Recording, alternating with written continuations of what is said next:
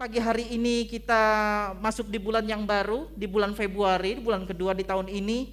Sukacita melimpah dalam hidup kita dan kita mempunyai satu tema yang baru di dalam bulan ini. Saya mau menyampaikan sebuah tema, yaitu sukacita, yang kabar baik. Bapak Ibu Saudara, kabar baik. Gereja kita punya hashtag selalu ada kabar baik. Karena kita percaya ketika apapun keadaan kita, ketika kita berjumpa dengan firman Tuhan, di dalam firman Tuhan itu selalu ada kabar baik. Amin. Wong urusan yang sudah kita tidak mungkin, sudah pasti manusia ini karena dosa itu binasa. Siapa yang dapat menjadi juru selamat di muka bumi ini? Karena untuk menjadi juru selamat adalah orang yang tanpa dosa, tiada cacat dan tiada bercela. Siapa manusia? Siapa pribadi di muka bumi ini yang dapat memenuhi syarat itu? Tidak ada. Hanya Yesus, hanya Tuhan yang mau sendiri turun menyelamatkan kita. Dan itu diambil keputusan oleh Tuhan sendiri untuk Dia datang menyelamatkan umatnya yang dikasihinya, saya dan Bapak Ibu Saudara. Urusan keselamatan kematian kekal aja Dia sanggup menyelesaikannya, apalagi perkara-perkara kehidupan kita. Nah, oleh sebab itu ketika kita berjumpa dengan firman Tuhan, Bapak Ibu yang dikasihi oleh Tuhan, selalu ada kabar baik. Dan pagi hari ini dengan satu judulnya, yaitu sukacita yang penuh. Mari kita belajar sama-sama. Saya mengajak Bapak Ibu langsung saja membuka di dalam Kisah Para Rasul. Kisah Para Rasul pasal yang ketiga. Kisah Para Rasul pasal yang ketiga, ayat yang pertama sampai ayat yang ke-10, Bapak Ibu.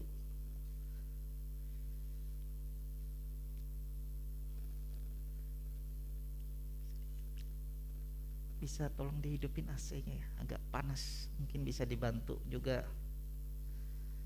Yang ini juga bisa dihidupin, bukan? Yang ini yang kecil. Baik, mari Bapak Ibu Saudara, kita akan baca mulai ayat yang pertama sampai ayat yang ke-10 dengan satu perikop, yaitu Petrus menyembuhkan orang lumpuh. Petrus menyembuhkan orang lumpuh. Mari kita baca 2-3. Pada suatu hari menjelang waktu sembahyang, yaitu pukul 3 petang, naiklah Petrus dan Yohanes ke bait Allah. Di situ ada seorang laki-laki yang lumpuh sejak lahirnya, sehingga ia harus diusung tiap-tiap hari. Orang itu diletakkan dekat pintu gerbang bait Allah yang bernama Gerbang Indah, untuk meminta sedekah kepada orang yang masuk ke dalam bait Allah. Ketika orang itu melihat bahwa Petrus dan Yohanes hendak masuk ke bait Allah, ia meminta sedekah. Mereka menatap dia dan Petrus berkata, "Lihatlah kepada kami." Lalu orang itu menatap mereka dengan harapan akan mendapat sesuatu dari mereka.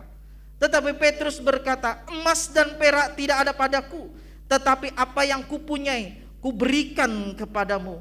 Demi nama Yesus Kristus, orang Nazaret itu, berjalanlah."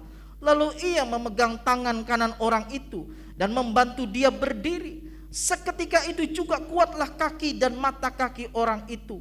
Ia melonjak berdiri lalu berjalan kian kemari dan mengikuti mereka ke dalam bait Allah, berjalan dan melompat-lompat serta memuji Allah. Seluruh rakyat itu melihat dia berjalan sambil memuji Allah. Lalu mereka mengenal dia sebagai orang yang biasanya duduk meminta sedekah di gerbang indah bait Allah, sehingga mereka takjub dan tercengang tentang apa yang telah terjadi padanya. Puji Tuhan. Saya percaya kita berbahagia yang membaca, merenungkan, dan melakukan kebenaran firman Tuhan. Saudaraku yang dikasihi oleh Tuhan, pernahkah kita merasa kita penasaran akan sebuah pertandingan, sebuah film yang dalam benak kita ini film yang paling bagus, ini pertandingannya akan luar biasa, dan kita mulai menonton atau menyaksikan pertandingan itu. Setelah beberapa menit berjalan, kita berharap pertandingan ini atau film ini memberikan sesuatu yang wah bagi kita. Kita berharap ada sebuah peristiwa yang membuat kita ini sangat berbahagia dan sukacita melihat hasilnya. Tetapi ketika berjalan waktu, menit demi menit, ternyata film atau pertandingan ini mempunyai alur yang membosankan, nggak menarik. Bahkan kita mulai membaca arah daripada sebuah pertandingan atau film itu. Alur ceritanya udah terbaca. Dan kita mulai bisa memberikan sebuah kesimpulan akhir daripada sebuah pertandingan atau film itu. Sudah tahu. Ini bakal akhirnya seperti ini pasti. Bakal kesimpulannya seperti ini. Saya udah tahu. Sehingga ketika semua telah selesai dan kita cuma ngomong, ternyata gitu aja. Gak menarik, gak menyenangkan, gak puas aku. Rasanya terbuang waktuku menyaksikan ini semua.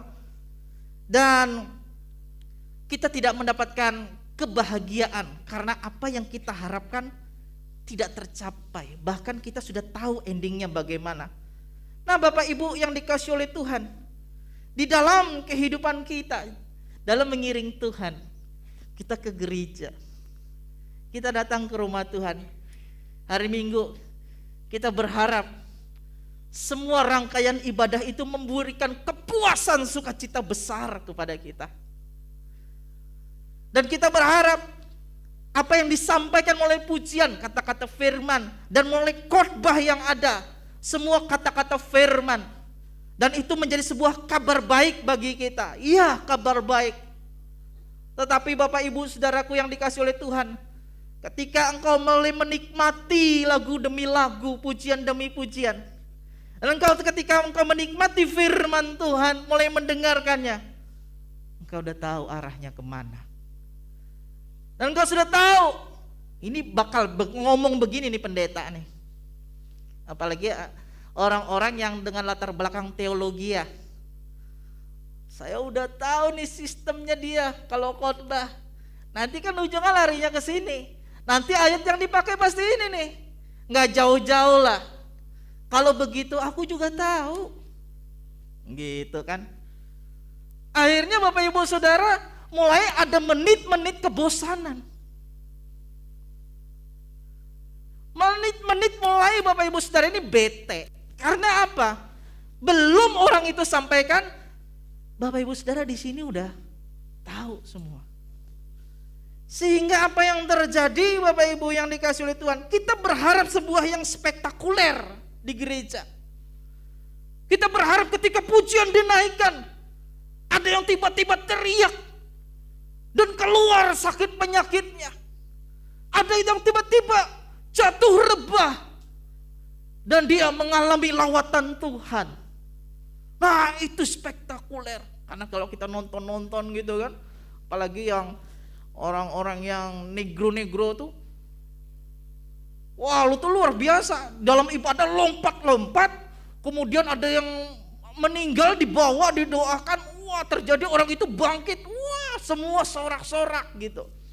Nah, mungkin ekspektasi Bapak Ibu Saudara itu seperti itu.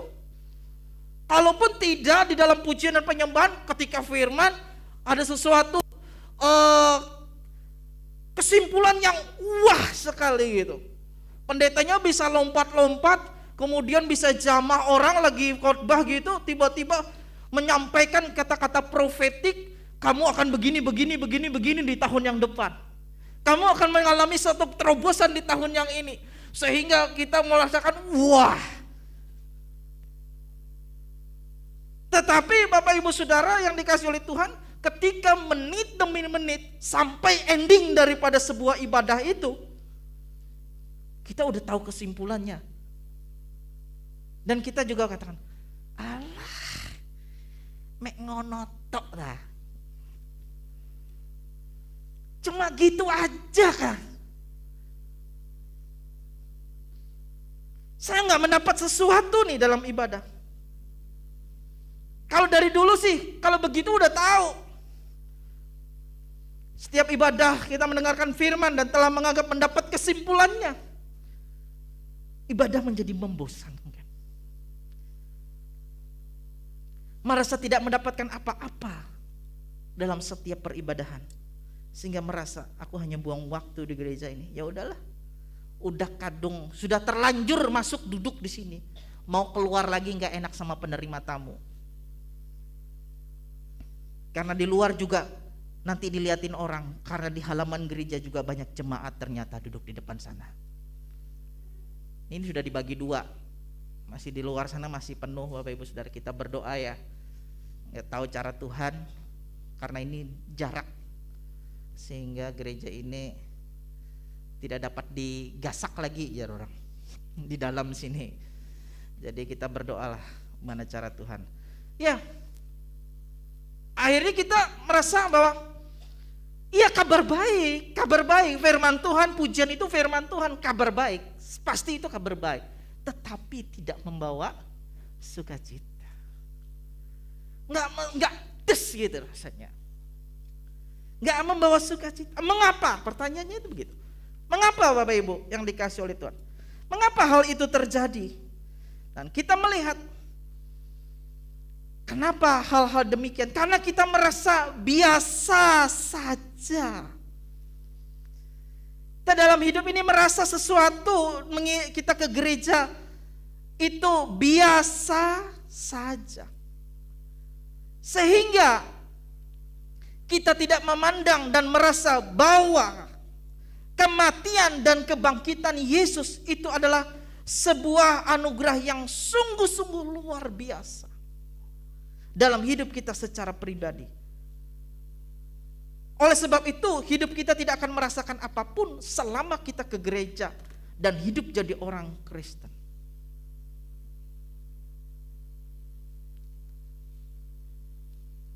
Kalau merasa biasa jadi orang Kristen itu,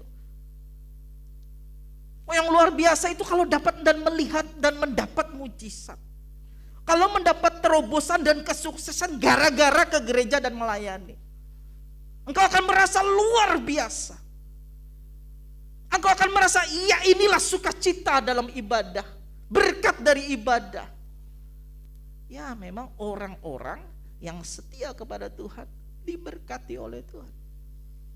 Tapi tidak sedikit juga orang-orang yang setia di dalam Tuhan mendapat suatu pergumulan, tantangan kehidupan yang tidak gampang. Betul kan Bapak Ibu Saudara? Iya. Ada yang begitu setia, tantangannya tambah berat. Sehingga diperhadapkan sebuah pilihan, tetap maju atau tak berhenti.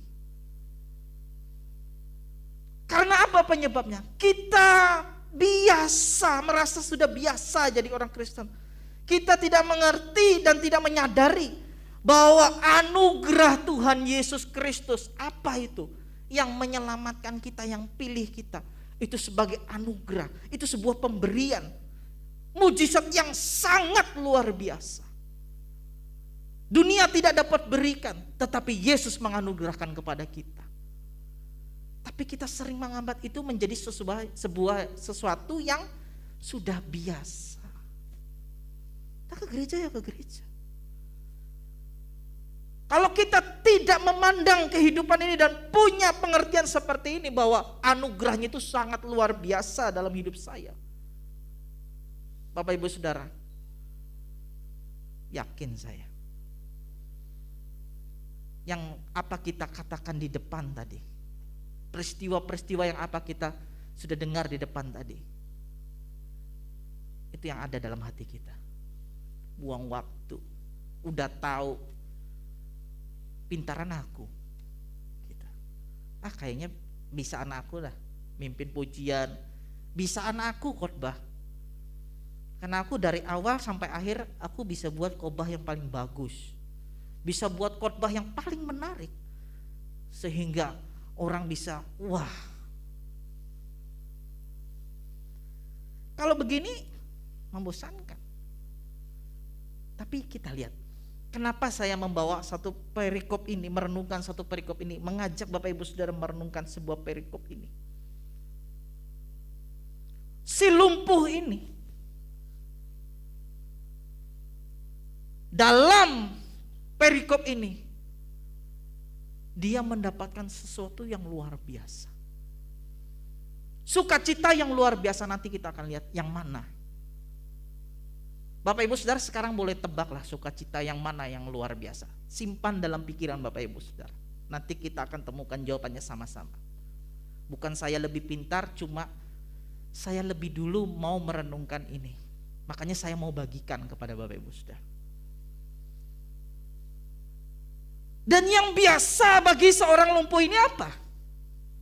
Setiap hari dia dibawa ke bait Allah. Di gerbangnya yang namanya gerbang indah, dia diletakkan di situ oleh kawan-kawannya setiap hari untuk ngapain? Yang biasa dia dapat dan dia biasa dia lakukan adalah meminta sedekah. Meminta sedekah. Kita lihat orang lumpuh ini 40 tahun sejak kapan lumpuhnya? Sejak lahir. Sejak lahir. Apa yang menjadi fokus di dalam kehidupan orang lumpuh selama dia ada di gerbang indah itu? Yang menjadi fokusnya adalah orang lumpuh ini setiap hari adalah berharap, bersyukur. Ada orang yang memberi dia sedekah. Sedekah itu gimana sih Bapak Ibu Saudara? Nggak bisa ditentukan. Sesuka serela-relanya orang kasih. Dia pasti harap-harap nih dalam hatinya. Hari ini aku dapat sedekah yang banyak. Nah kalau dia dapat sedekah dia bersyukur. Dia dapat yang sedekah yang banyak. Wah dia sangat bersyukur. Begitu kan Bapak Ibu? Dia sangat bersyukur. Aku dapat yang banyak. Ada tiba-tiba orang baik datang kepadaku kasih yang banyak. Di ayat keempat dan kelima, mereka menatap dia. Teman-teman daripada orang lumpuh itu dan teman-teman daripada orang lumpuh itu, mereka menatap dia. Dan Petrus berkata kepada orang lumpuh itu, lihatlah kepada kami.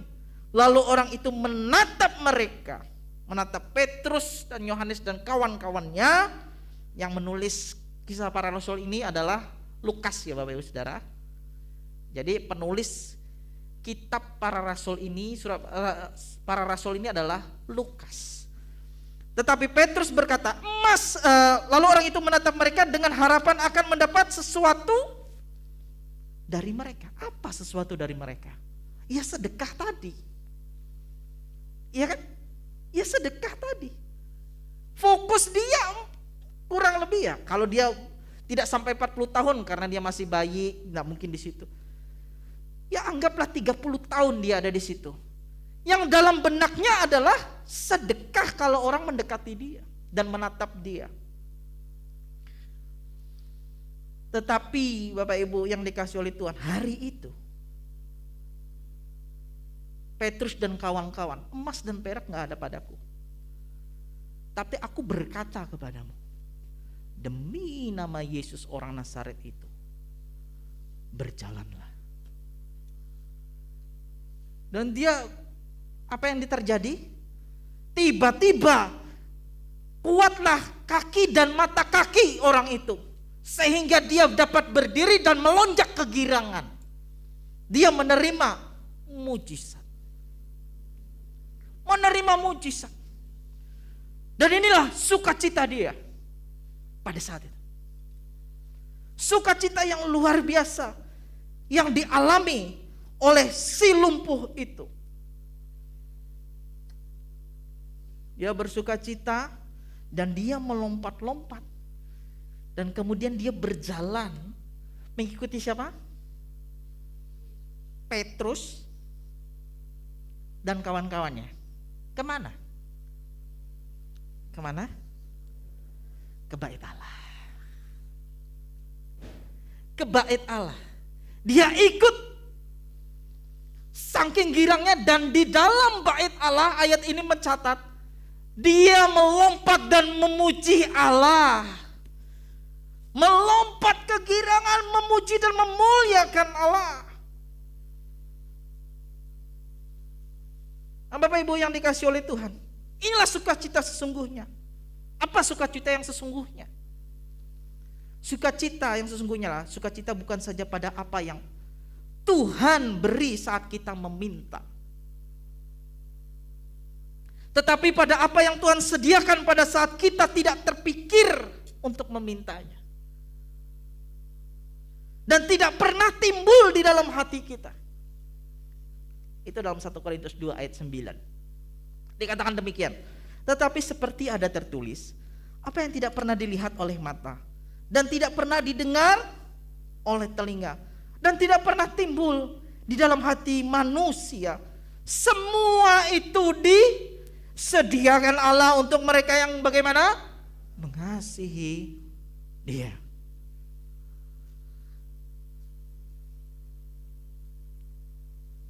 Saudara-saudaraku yang dikasihi oleh Tuhan, Bapak Ibu, kira-kira peristiwa yang mana yang membuat orang lumpuh ini mendapat sukacita sampai ia melompat-lompat dan memuji Allah di dalam bait Allah?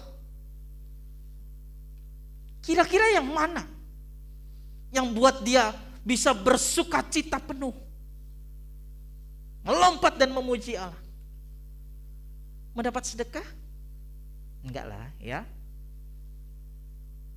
Atau yang ini, yang mungkin Bapak Ibu Saudara pikirkan tadi, dia berjalan. Ternyata tidak. Apa sih kalau seperti itu? Sukacita yang membuat dia dapat memuji Allah dengan sorak-sorai di dalam bait Allah. Makanya peristiwa ini tidak berhenti di ayat yang ke-10 ini saja. Kalau Bapak Ibu Saudara baca selanjutnya, dia di dalam bait Allah, bahkan di pasal yang keempat, oleh karena peristiwa orang lumpuh ini berjalan, Petrus dan Yohanes, dia luput dari hukuman. Karena para petinggi pada saat itu, mereka takut karena orang yang mereka sembuhkan itu ada bersama-sama dengan Petrus dan Yohanes. Buktinya ada.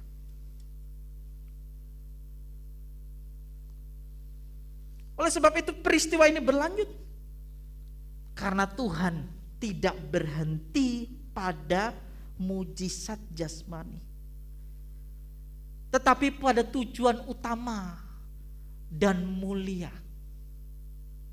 Apa tujuan utama dan mulia? Kita sering menganggap mujizat itu adalah puncak dari segala-galanya. Mungkin kita ketika membaca ayat-ayat ini sering kita baca, oh puncaknya adalah orang lumpuh ini yang biasa minta sedekah dapat mujizat, yaitu apa? Dia bisa berjalan. Ya udah, itu mujizat. Udah itu entak. Itulah puncaknya, sehingga dia melompat-lompat memuliakan Allah di dalam bait Allah. Dia penuh sukacita. Wah, karena dia dapat mujizat yang luar biasa hari itu.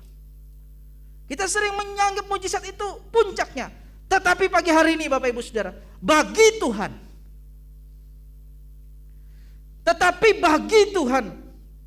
mujizat adalah salah satu, bukan satu-satunya, salah satu tanda saja.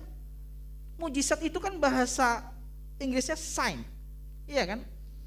Kalau Bapak Ibu Saudara perhatikan dari kitab itu tanda, jarang pakai miracle. Tanda, sebuah tanda-tanda penunjuk kepada apa yang sebenarnya Tuhan akan berikan. Jadi kalau kita jalan nih dari Sampit keluar tujuan mau kemana? Ke Palangkaraya, itu ada tanda, ya kan, yang hijau. Palangkaraya Panah Atas 220 km. Apakah Palangkaraya di bawahnya tanda hijau itu? Enggak, itu hanya tanda. Ada tulisan kan Palangkaraya, Parenggean ke kiri gitu, berapa kilo gitu. Apakah di bawah tanda itu ya itulah Parenggean? Enggak. Mungkin ada gerbang masuk kota ini di kilometer berapa. Selamat datang di kota Sampit. Kota Mentaya menarik, indah, aman, tertib dan berbudaya. Harus tahu dong. Gitu kan? Jangan-jangan ada yang baru tahu nih. Sampit itu kota Mentaya. Kota Mentaya apa artinya? Ada sungai Mentaya panjang sekali. Dan akhir-akhir ini banyak buayanya. Gitu. Tidak hanya di darat, di sungai juga. Jadi apakah di bawah gerbang itu Anda sudah masuk kota Sampit? Belum. Ketika Anda mulai masuk terus dan menemukan pusat kotanya ya ini yang udah rame ini, keliling-keliling ini. Jadi mujizat itu adalah salah satu, bukan satu-satunya. Salah satu tanda mujizat secara jasmani itu. Bagi orang lumpuh ini adalah berjalan itu. Adalah petunjuk kepada apa yang sebenarnya Tuhan mau berikan. Kita sering merasa mujizat itu adalah puncaknya. Karena begini Bapak Ibu, kenapa? Karena kita jarang bertanya apa maksud Tuhan ketika memberikan mujizat atau berkat bagi kita. Next. Kita jarang bertanya. Apa sih ketika kita menerima mujizat? Apa sih maksud Tuhan memberikan aku mujizat ini? Yang sering menjadi pertanyaan kita adalah, kenapa aku gak dapat mujizat? Kenapa belum ada tanda-tanda dari Tuhan, pertolongan Tuhan sampai hari ini? Itu terus tanyakan itu. Kita berputar di situ.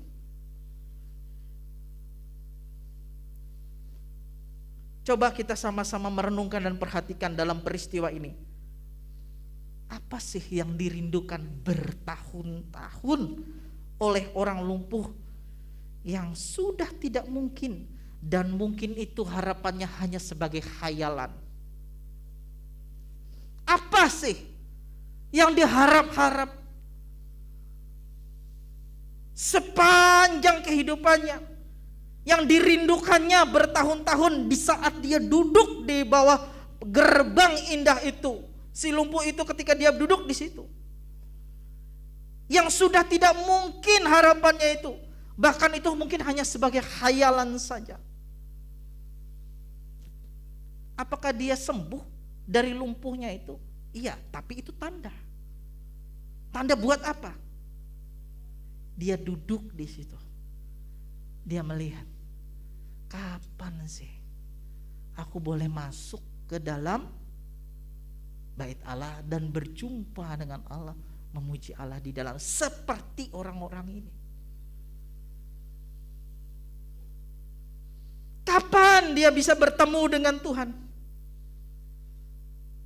Mengapa Bapak Ibu Saudara? Karena bagi orang-orang Yahudi, orang timpang, orang lumpuh, orang cacat, orang yang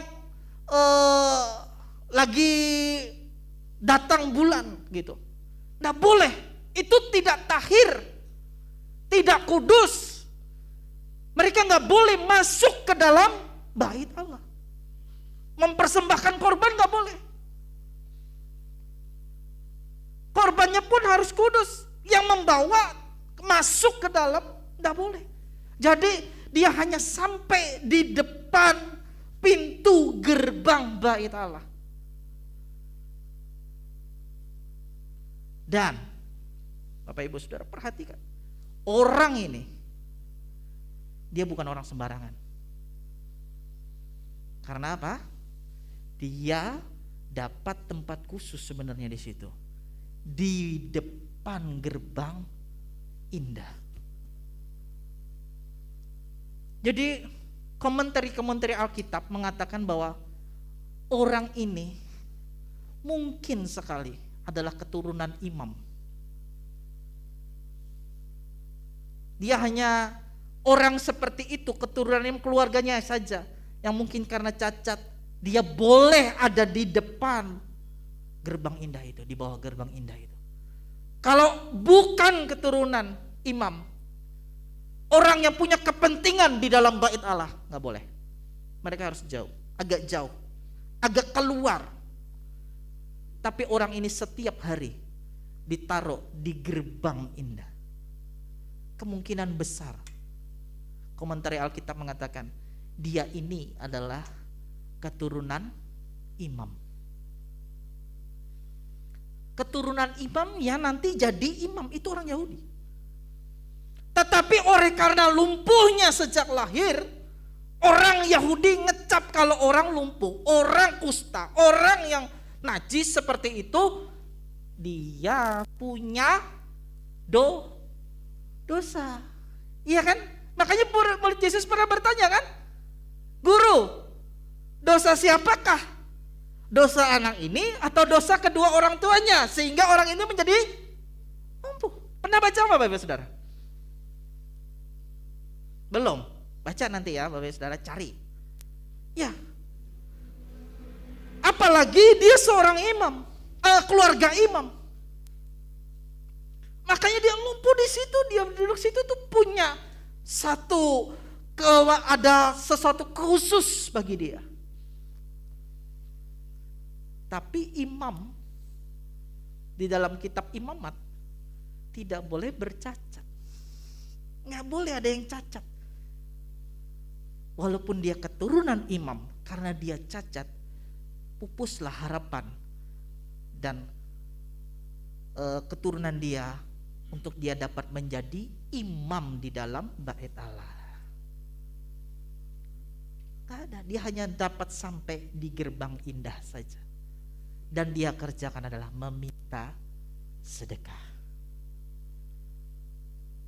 Dan saudara-saudaraku yang dikasihi oleh Tuhan,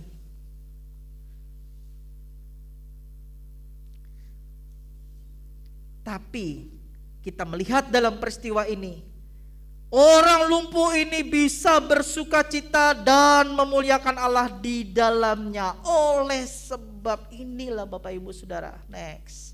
Oleh sebab satu nama yang diberikan oleh Petrus dan Yohanes beserta dengan kawan-kawannya, yaitu di ayat yang mana Bapak Ibu Saudara? Di ayat yang ke-6 dikatakan demikian.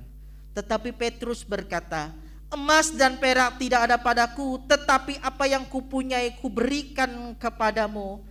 Demi nama siapa? Nama Yesus Kristus orang Nazaret itu berjalanlah. Lalu Petrus memegang tangan kanan orang itu dan membantu dia berdiri. Seketika itu juga kuatlah kaki dan mata kaki orang itu, sehingga orang itu bisa berjalan. Ini yang menjadi sukacita penuh. Karena apa? Nama Yesus Kristus orang Nazaret itu diberikan kepada si lumpuh itu. Sehingga itu sebagai satu tanda, salah satu tanda untuk dia menerima sukacita yang penuh. Di mana? Memuji-muji di mana? Di dalam bait Allah. Tidak sembarang orang. Tidak sembarang orang. Inilah nama Yesus itu diberikan, dianugerahkan kepadanya. 40 tahun loh Bapak Ibu Saudara. Tiba-tiba Petrus dan Yohanes datang di hadapannya. Dan dia tidak memberikan sedekah, tetapi memberikan nama Yesus. Sehingga orang lumpuh ini dapat berjalan masuk dan bersukacita dalam bait Allah. Jadi apa yang telah diberikan Tuhan berikan, yang tidak pernah terpikir tadi di ayat tadi, yang tidak pernah terpikir, yang tidak pernah sadari dan timbul dalam hati kita. Siapa? Apa yang diberikan siapa? Yesus Kristus.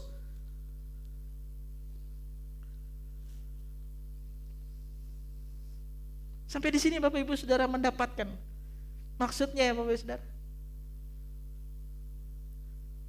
Jadi Bapak Ibu Saudara, apapun yang ada dalam kehidupan kita, mujizat secara jasmani terjadi atau tidak terjadi, terobosan kesuksesan terjadi apa tidak terjadi, tapi Bapak Ibu Saudara tetap setia mengiring Tuhan Yesus, karena Dia telah memilih saya dan Bapak Ibu Saudara sebagai umat ketebusannya. Itu sukacita besar. Jadi persoalan mau ibadah modelnya gimana, Anda tahu atau tidak tahu endingnya, khotbahnya bagaimana, Anda bisa tebak jalan cerita khotbah itu dari awal sampai akhir. Bahkan Bapak Ibu Saudara bisa lebih memberikan referensi ayat yang lebih baik dan lebih bagus. Kalau Bapak Ibu Saudara tidak menyadari akan hal ini, bahwa Yesus itu adalah anugerah yang terbesar dalam hidup kita, maka engkau akan jadi orang Kristen. Kau akan pulang ibadah ini pasti sering hampa.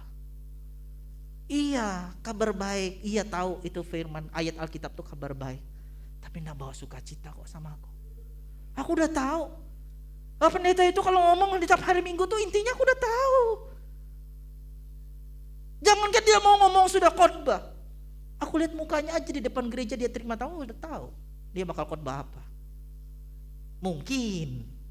Iya kan Saudara? Baru Shalom aja saya sudah tahu kesimpulannya di mana. Baru pendeta itu buka judul aja saya sudah tahu dia mau lari kemana nanti khotbahnya. Dan aku juga bisa tahu pujian apa nanti setelah firman yang dia akan bawakan. Bosan, nggak dapat apa-apa ke gereja. Kayaknya lebih hebat aku, walaupun tidak terucap. Tapi Bapak Ibu yang dikasih oleh Tuhan, saudara-saudaraku, jadi pertanyaannya sekarang, siapa yang Bapak Ibu Saudara anggap paling penting di dalam hidup ini, yang menjadi sumber pusat sukacita saya dan Bapak Ibu Saudara? Kalau Bapak Ibu Saudara nggak jawab, atau ada yang lain,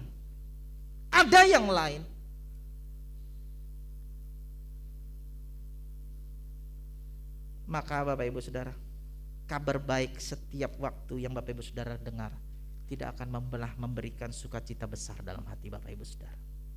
Enggak bakal. Karena begini, sebagai perenungan,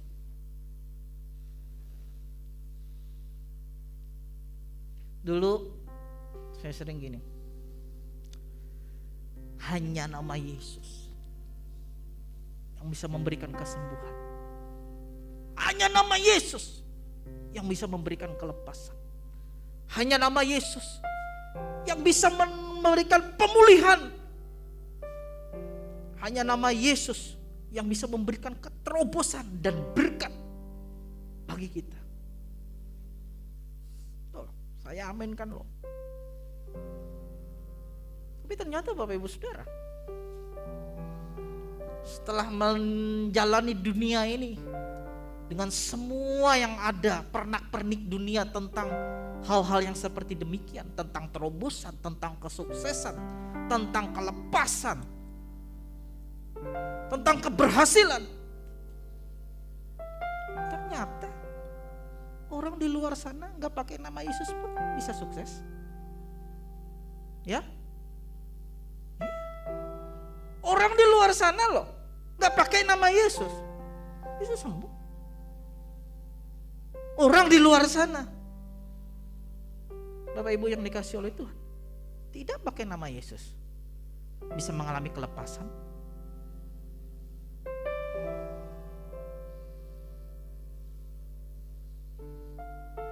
Di pagi hari ini saya mau membagikan kepada Bapak Ibu Saudara, betul, kalau kita hanya sampai di tanda mujizat terobosan, mujizat kesembuhan, mujizat pemulihan, mujizat kelepasan, kalau hanya sampai di situ, kita hanya berhenti di tanda dan tidak beda.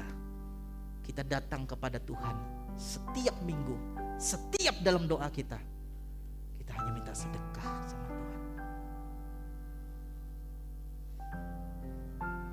Anda harap-harap sedekah saja sama Tuhan, padahal Tuhan Yesus itu menyediakan,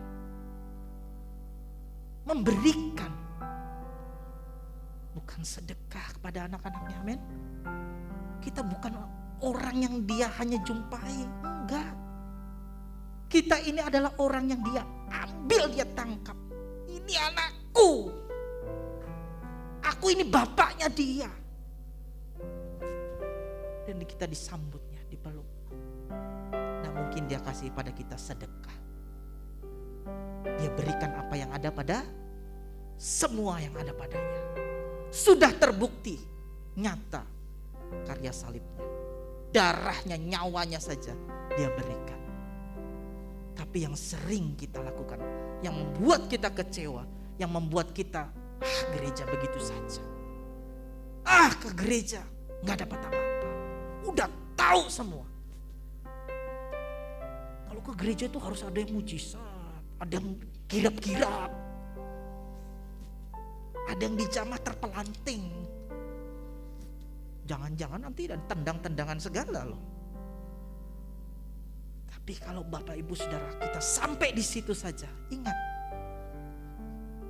kita sedang minta sedekah saja. Tapi Tuhan kita tidak pernah menyediakan yang sedekah. Dia Bapa yang baik, yang memberikan yang terbaik dalam hidup saya dan Bapak Ibu Saudara. Jadi bukannya itu sukacita kita sebagai pengikut Kristus, amin.